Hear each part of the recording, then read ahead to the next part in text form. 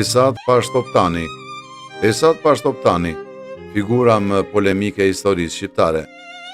Ai rrite nga një familje pasur belerësh dhe u formua brenda administratës osmane.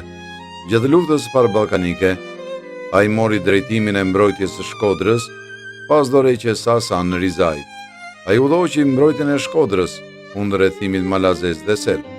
Rrethimi zgjati më shumë se 6 muaj.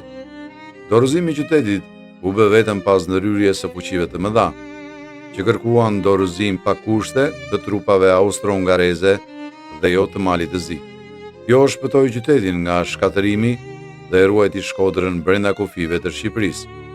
Pas largimit të Princ Vidit nga Shqipëria me 1914, Esat Pasha ngriti një qeveri rivale në Durrës dhe ndërtoi një aparat shtetëror paralel.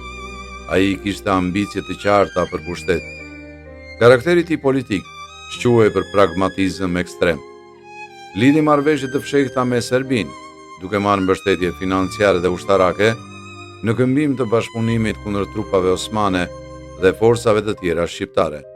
Stili i diplomacisë së Esat Pashës alternonte forcën, shantazhin dhe miqësi ndërkombëtare.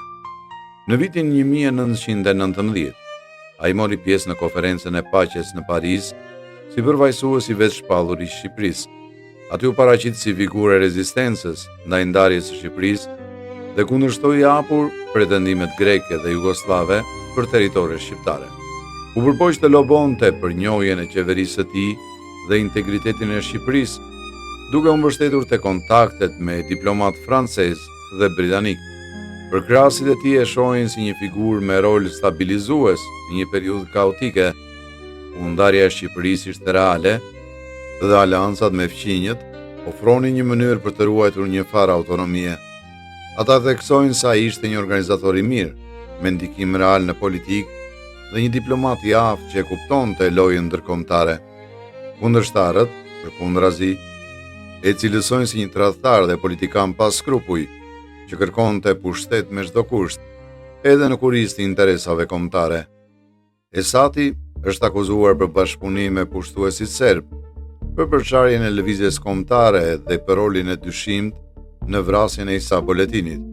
Vdekja e tij në Paris në 1920 nga dora e Avni Rustemit u përshëndet nga shumë shqiptarë si ndëshkimi i një tradhtari, por nga disa të tjerë shihet si një humbje një burr shteti që e kuptonte realitetin ndërkombëtar më mirë se bashkëkohësit e tij. Faleminderit që na ndoqët deri në fund. Historia është plot me heronj dhe anti-heronj që sfidojnë kufitë së mirës dhe së keqes. Në fund, kush fiton për ju? Komentoni më poshtë dhe mos harroni të bëni subscribe për më shumë histori që sfidojnë mendimin klasik. Shihemi në videon e radhës.